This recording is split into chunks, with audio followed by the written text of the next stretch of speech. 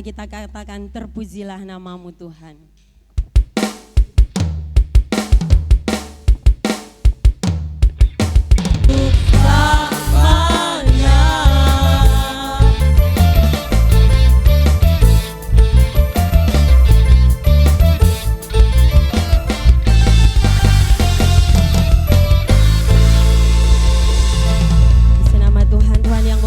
Setiap kita dengan berlipat-lipat kali ganda. Kita akan diisi dengan kebenaran firman Tuhan.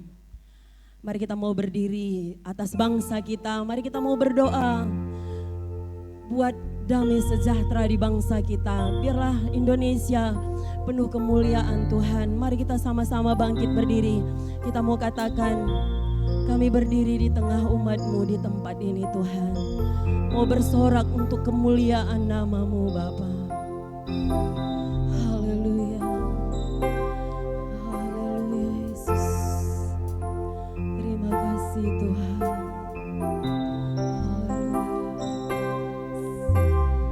Ku berdiri di tengah umat-Mu dari segala suku bangsa.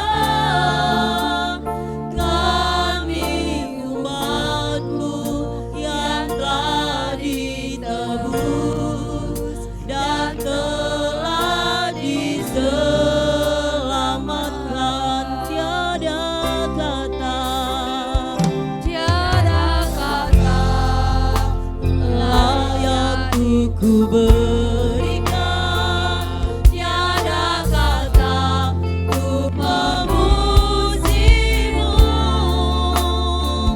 tapi ku kan bersorak segenap hati dan kekuatanku katakan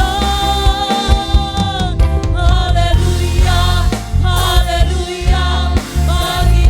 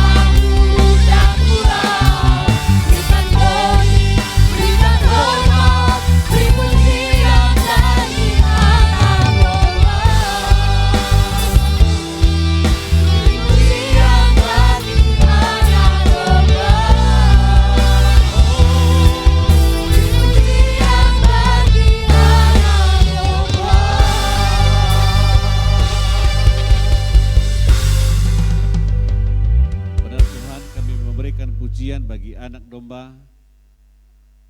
Kenapa?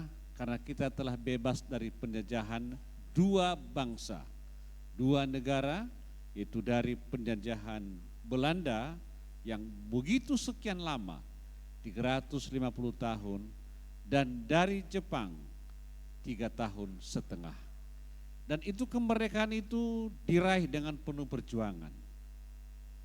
Tidak santai, para pahlawan, para pejuang kita, mereka berkorban, mereka mengorbankan jiwa dan raga mereka. Dan saat ini kita masuk pada firman Tuhan. Bagaimana sih kemerdekaan kekristenan? Ada 5 cara bebas dari penjajahan. Nah, saudaraku, dalam nama Tuhan Yesus, jangan kita hanya menganggap bahwa dua negara itu yang menjajah kita. Sebenarnya ada yang menjajah kita sampai pada hari ini, dan orang Kristen banyak mereka masih di bawah penjajahan daripada setan, daripada iblis.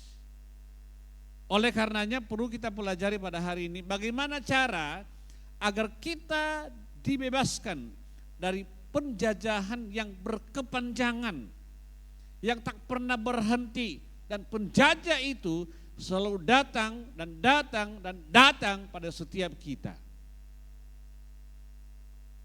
Aku sangsi pada hari ini sedang datang di tempat saudara. Pada waktu engkau ngantuk, engkau dijajah oleh roh ngantuk. Halo? Betul? Ada 5 cara bebas dari penjajahan. Yang pertama, pengakuan dosa. Ya. 1 Yohanes pasal 1 ayat 9 berkata, jika kita mengaku dosa kita, maka Ia adalah setia dan adil, sehingga Ia akan mengampuni dosa kita dan menyucikan kita dari segala kejahatan. Kita baca sama-sama, 1, 2, 3 ya.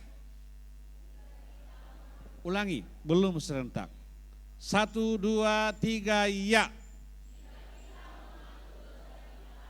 Maka Ia adalah setia dan adil, sehingga Ia akan mengampuni dosa kita dan menyucikan kita dari segala kejahatan. Amin, saudara. Saudaraku, dalam nama Tuhan Yesus, yang menjadi berat bagi setiap orang adalah mengaku.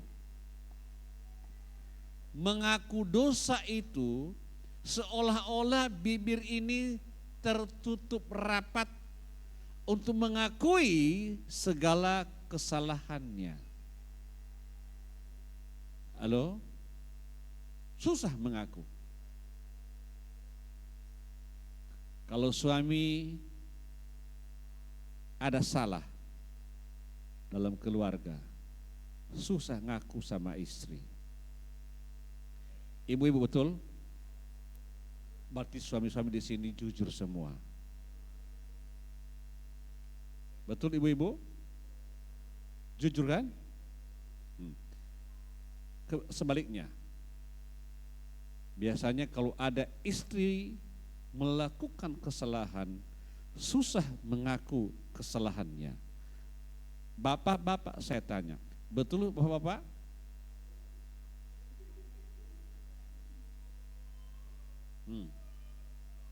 Pengakuan itu sangat perlu. Pertanyaannya kembali, ada engkau salah di hadapan Tuhan, maukah engkau mengaku dosa? Hah? Sama pasangan aja gak mau ngaku, gimana ngaku sama Tuhan? Nah, karena Tuhan gak dengar kan? Karena kalau Tuhan itu pasti dimaafkannya itu. Tapi kalau aku mengaku dosa sama istriku, bapak-bapak, oh bapak-bapak, para suami, kalau aku mengaku dosa sama istriku, ini berantakan ini. Betul? Nah, ya kan? Susah. Berantakan. Berantakan. Betul? Begitu juga sang istri, kalau dia mengaku dosanya berantakan. Betul? Nah, saudara, ada dua hukum yang berlaku saat ini kita ketahui. Pertama-tama, orang mencuri ayam bisa diampuni? Bisa diampuni. Orang mencuri ayam bisa diampuni.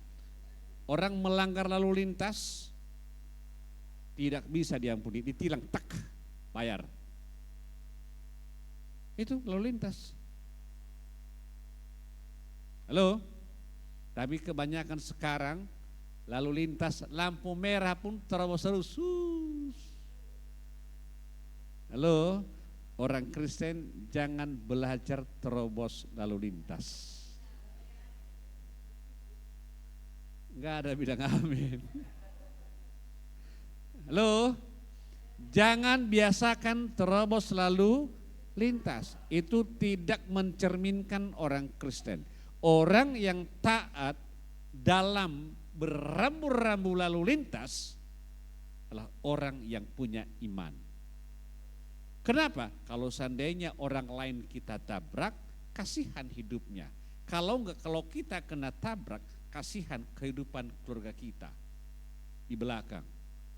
Kita memang hanya merasakan sakit kalau patah kaki, kalau luka-luka. Lebih enak kalau mati. Selesai. Karena biasanya kalau orang menabrak lebih baik mati daripada patah tulang. Kenapa? Kalau mati paling-paling 3 juta. Kalau patah tulang lama prosesnya. Pilih mana? Mati atau patah tulang?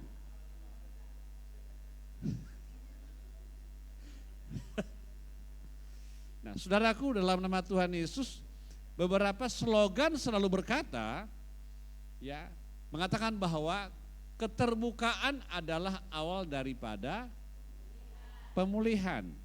Amin. Nah, kalau kita terbuka, hubungan kita dengan sesama kita pasti dipulihkan. Kalau kita juga terbuka sama Tuhan, maka hubungan kita dengan Tuhan pasti dipulihkan. Persoalannya kita nggak mau mengakui kelemahan kita. Kita nggak mau mengakui dosa kita. Kita tidak mengakui kesalahan kita. Kenapa? Satu, takut ketahuan. Halo, dulu zaman dahulu kala, begitu manusia diciptakan, itu terjadi. Dan setelah ketahuan, maka dibilangnya gini, perempuan itu. Disalahkannya perempuan. Datang perempuan, kaunya yang berdosa, ular itu. Karena ular gak bisa ngomong, maka biarlah aku tahankan semua apa tuduhan sama saya. Itu. Nah, saudara, sering kali terjadi. Ya, ditanya, Bu, kenapa nggak gereja? Sekarang anggota jemaat pintar menjawab. Bagaimanalah iblis itu kuat kali dia menggoda saya. Ayai. Betul? Sering kali kita menyalahkan iblis, padahal iblis tak pernah salah. Iblis diam-diam. Kita yang salah, iblis yang kita tuduh. Halo? Bapak Ibu bertobat. Akui aja, aku yang salah. Aku malas. Ini enggak, kau salahkan iblis. Iblis diam-diam. Halo? Kemudian hubungan asmara, laki-laki dan wanita. Lalu dibilangnya, kenapa kau berbuat begitu? Terdorong. Ya, siapa yang dorong? Hah? Ada saja. Lalu dibilangnya, siapa yang dorong? Iblis. Hei. Iblis bilang, kau yang menikmati, aku yang kau tuduh. Bertobat. Amin. Ngaku saja, bilang saya yang perbuat. Setuju? Setuju? Setuju? Mengaku dosa. Ulangi, mengaku dosa. mengaku dosa. Akuilah dosa saudara. Akuilah kesalahan saudara. Akuilah kelemahan saudara. Aturannya kita buatlah suatu jadwal. Setiap hari Rabu jam pengakuan dosa. Dan semua datang bergereja pada saat itu. Ketahuan ini, pasti ada dosanya ini. Nah, sekarang ini gereja nggak mau mengadakan kegiatan itu lagi. Karena semua jemaat takut ketahuan. Ya kan? Itu dia. Nah sekarang ini saudaraku dalam nama Tuhan Yesus, perhatian baik, saya merindu jemaat suka ngaku dosa. Gak ada yang setuju. Mau bebas kan nih kira-kira?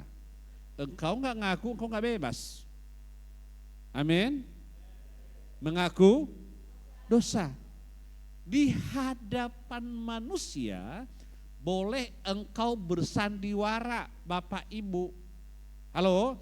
Di hadapan manusia boleh engkau bersandiwara, tapi janganlah engkau sekali-sekali bersandiwara di hadapan Tuhan. Karena apa? Karena Tuhan tahu setiap tindak tanduk gerak-gerik langkahmu, kemana engkau pergi, kemana engkau melangkah, Tuhan tahu. Yang kedua, memperbarui pikiran. Ya. Janganlah kamu serupa dengan dunia ini. Di Roma pasal 12 ayat 2. Saya lupa menulis ayatnya. Tetapi berubahlah oleh pembaruan budimu, sehingga kamu dapat membedakan manakah kehendak Allah, apa yang baik, yang berkenan kepada Allah, dan yang sempurna. Saudaraku, dalam nama Tuhan Yesus, pikiran ini harus diubah. Ya, harus diubah.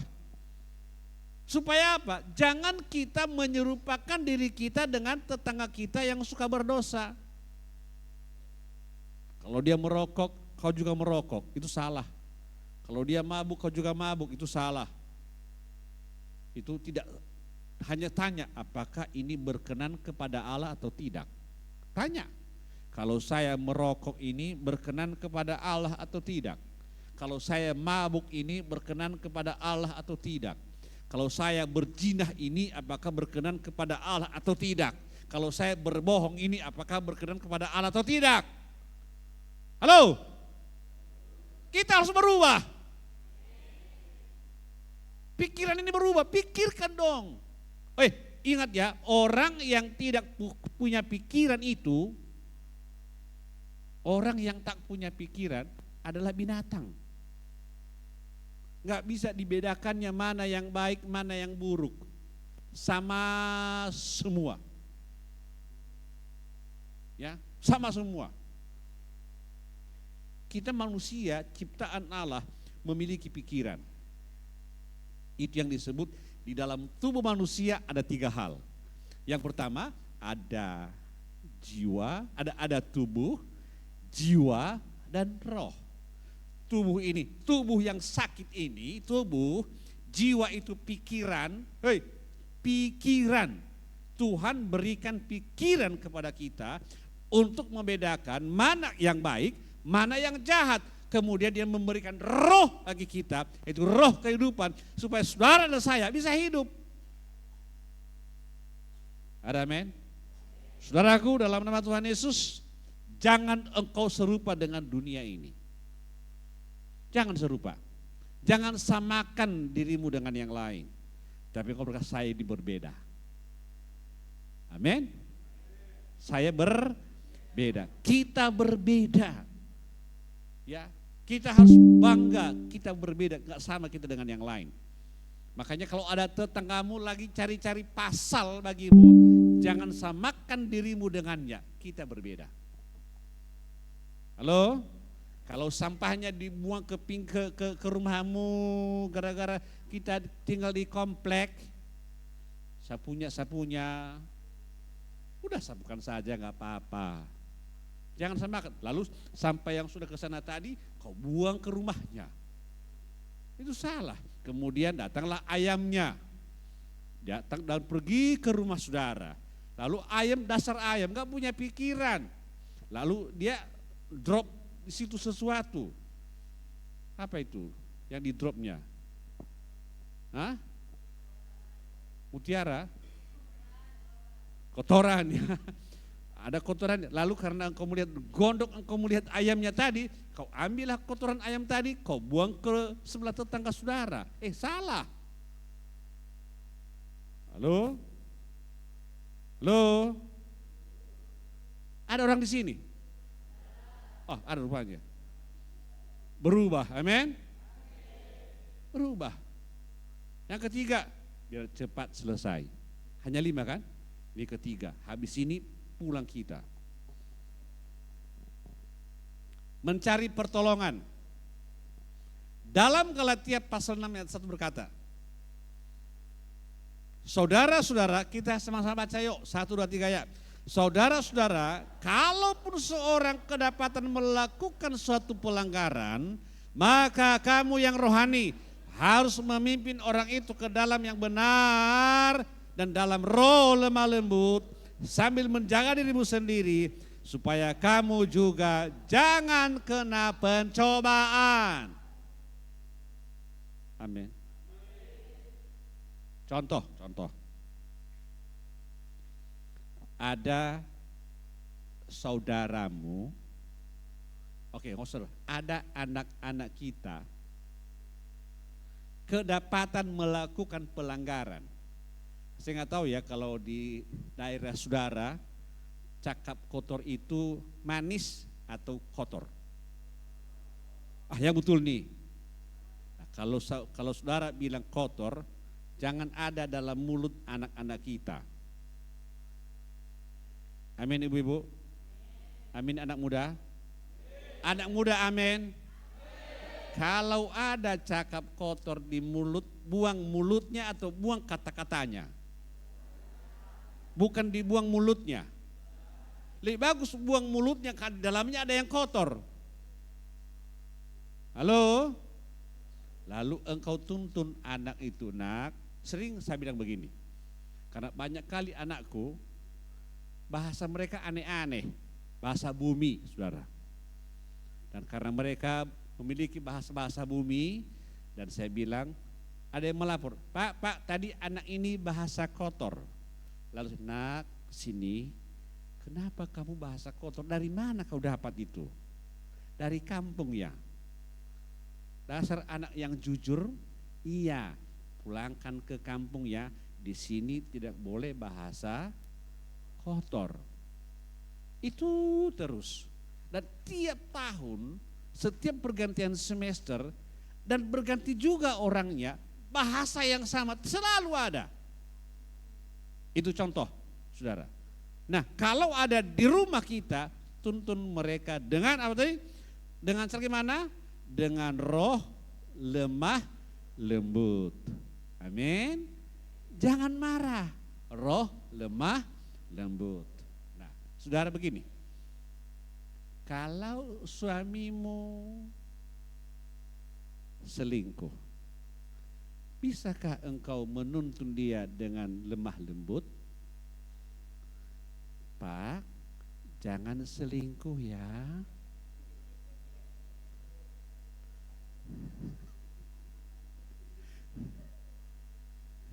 Bapak, tolong jangan selingkuh. Semalam waktu sehabis upacara bendera di sekolah, ada lagu-lagu dinyanyikan oleh ibu-ibu, untunglah bukan anggota jemaat kita. Dia bilang, unang dokon selingkuh au. Lalu datang ibu gembala, lagu apa itu? Mungkin ada lagunya, dang magatal au, dang selingkuh au. Mungkin itu lagunya. Kok dang magatal, dang selingkuh begitu ya? Emangnya gatal dulu baru selingkuh? Aku juga heran gitu ya. Ya. Halo. Bapak-bapak. Oh, bapak-bapak.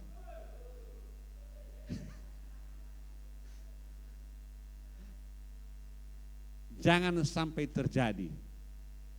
Dan jangan terjadi. Amin. Nah sudah dibilang gini, sambil menjaga dirimu sendiri. Jaga juga diri kita, jangan sampai kita berdosa dalamnya. Amin. Jangan berdosa, tuntun dia. Bagaimana caranya? Kalau dia tidak mendengarkan kata-katamu secara empat mata, bawa dia ke empat mata. Tidak bisa empat mata, bikin 6 mata. Enggak bisa 6 mata, bawa 8 mata. Enggak bisa 8 mata, bawa 1 kampung mata. Lalu tuntun mereka. Amin. Pak, kalau ibu macam-macam, tuntun mereka dengan roh lemah lembut.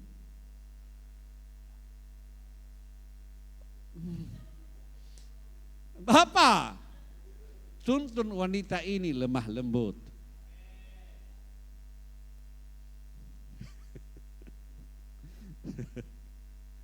Aduh, ya mengertinya kalian lemah lembut? Lalu ditanya, bagaimana kalau menuntun buru ginting? Dan ikut tenari ya gua. Yang penting Bapak Gembala lemah lembut. Begitulah. Ya, gak mau berlawanan. Gak boleh. Gak cantik, bukan takut, bukan. Gak ada gunanya. Dia bilang jangan sambil menjaga dirimu sendiri. Supaya apa? Supaya kamu juga jangan kena pencobaan. Kalau amarahnya kita lawan dengan amarah kita, pencobaan terjadi. Maka bapak-bapak usahakan, kalau seandainya engkau mengalami tantangan yang saling bertentangan satu dengan yang lain, ambil posisi berdiam diri. Doa dulu. Bapa kami dalam surga, dikuduskanlah namamu. Ya kan? Jadilah kehendak-Mu di bumi seperti di sorga. Dan saling engkau memandang wajah istrimu. Berilah kami pada hari ini wanita yang cantik ini. Kemudian makanan kami yang secukupnya. Karena dia bawa makanan kepada saudara. Dia yang masak. Ya. Habis itu apa lagi? Janganlah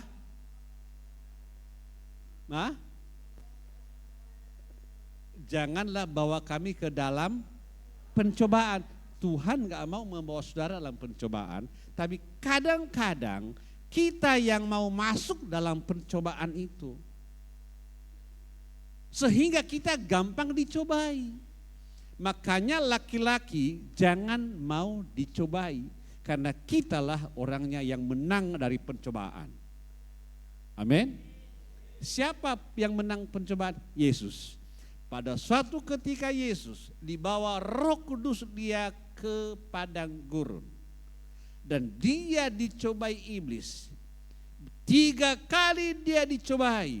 Yesus tidak kalah dari pencobaan. Dia menang atas pencobaan itu sendiri. Maka laki-laki harus wajib hukumnya menang atas pencobaan. Yang keempat, ini yang menghindari godaan. Matius 26 ayat 41. Berjaga-jagalah dan berdoalah supaya kamu jangan jatuh ke dalam pencobaan. Ada amin? Saya ulangi, berjaga, kita baca bersama-sama. 1, 2, 3 ya. Berjaga-jagalah dan berdoalah supaya kamu jangan jatuh ke dalam pencobaan. Loh, gini, kepada bapak-bapak kembali. Bapak-bapak kalau lewat mereka yang cantik-cantik dan seksi itu, lebih bagus tutup mata. Dan kemudian kalau terus dia datang, dikatakan berjaga-jagalah. Setelah itu lewat lagi, dibilangnya berdoalah, Tuhan, biarlah cawan ini lalu daripadaku. Setuju? Ibu-ibu saya tahu jari telunjukmu itu mantap. Itu pertanda bahwa ini pencobaan akan terjadi. Aku suka barang itu. Sebelum engkau tunjuk, ini berjaga-jaga. Lebih bagus engkau beginilah jarimu. Atau kalau memang terus menegakkan kau punya jari, berdoalah. Lebih bagus engkau lipatkan, Tuhan, kepadamu kuserahkan nyawaku. Halo, hati-hati. Kenapa? Karena enak kalau kita apalagi mau retenir, mau kredit, apalagi. Memang jari-jari kita ini nongol, Shopee. Tahu Shopee? Paket. Aku sanksi, sering ada ku dengar nada dering, Shopee. Nah, berarti orang itu sering belanja Shopee. COD. Oh, apalagi COD. Sering datang ke rumah kami itu COD. Esther. Ada Ibu Esther. Ibu Esther. Ada Ibu Rina. Oh, pas lah Ibu Rina. Kalau Ibu boleh lah Ibu Rina. Dari mana? Shopee. Ayayay. Ya. Berjaga-jaga. Itu hanya ilustrasi ya. Banyak hal sebenarnya yang dimaksud dengan hal ini. Berjaga-jaga. Ya. Dan berdoa, saudara. Ya, supaya apa? Supaya kita tidak jatuh ke dalam pencobaan. Nanti akhirnya, ya gimana lah pencobaan ini terjadi padaku. Saudara, dalam ayat yang lain berkata, anggaplah kebahagiaan kalau kamu jatuh di dalam pencobaan. Makanya kalau datang penagih retenir, penagih kredit, engkau bahagia. Hehe. Datang tukang kredit. Ya kan? Jujur saudara, aku ditawarkan setiap hari ditawarkan, Pak, bisa sosialisasi apa? Investasi. Apa investasi? Saya nggak punya uang kok investasi. Apa yang mau kutanam modal, uang aja nggak ada, belanja aja kurang, investasi.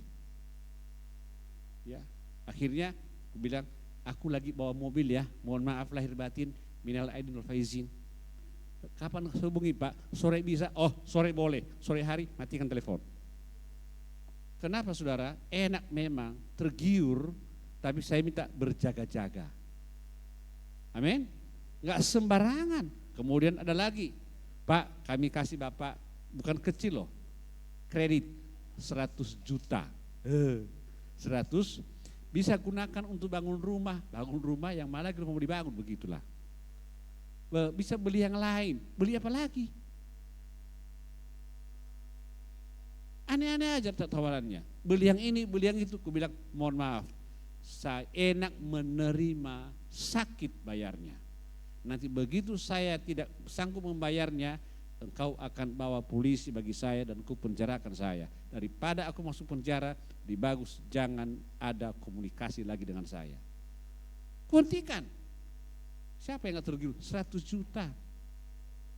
Godaan. Ya, itu dalam hal kehidupan sehari-hari. Kalau anak muda, ini godaan ini kau harus berjaga-jaga. Aku pun sanksi kadang-kadang kalau ayat ini pakai Bang Adil. Sempat ini, kalau datang godaan Pak, aku berjaga-jaga. Gawat ini. Ya Bang Adil lah yang tahu itu, bagaimana cara berjaga-jaga. Ya mungkin jaga jarak begitu ya. Ya. Yang terakhir.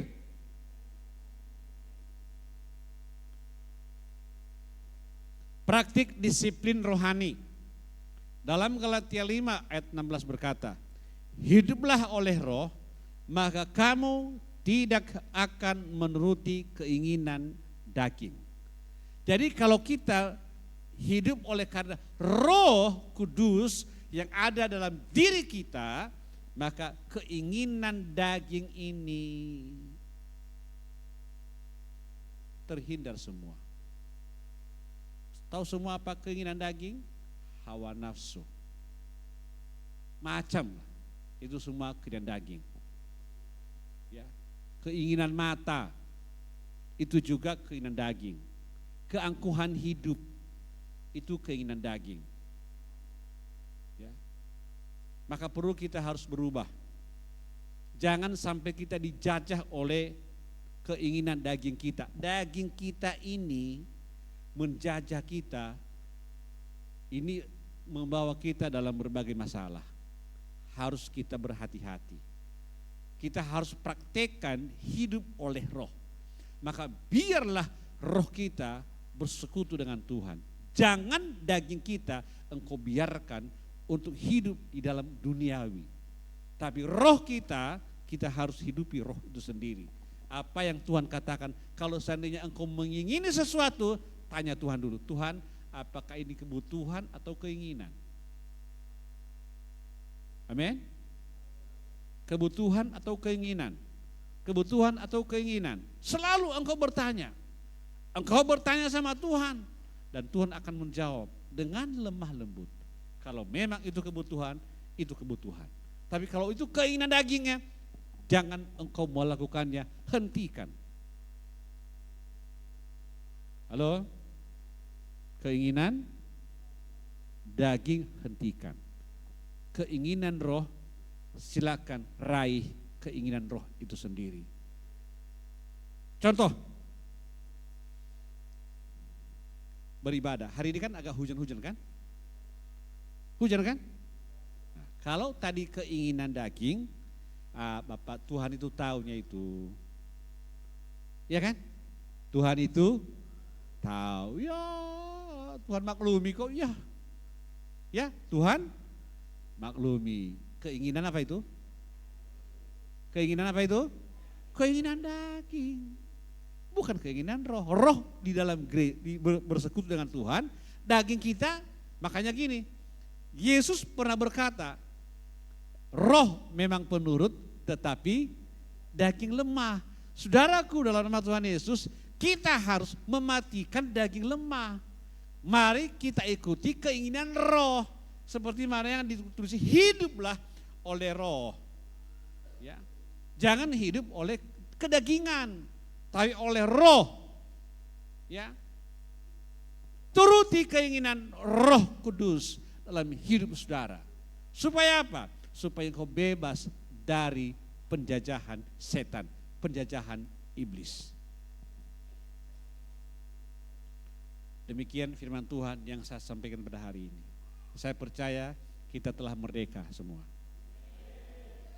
Oh, kalau berhenti panjang amin saudara.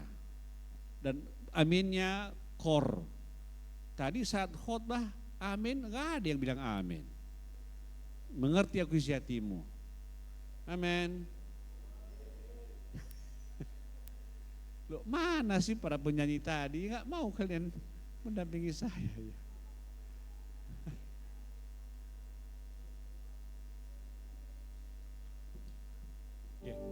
Kemana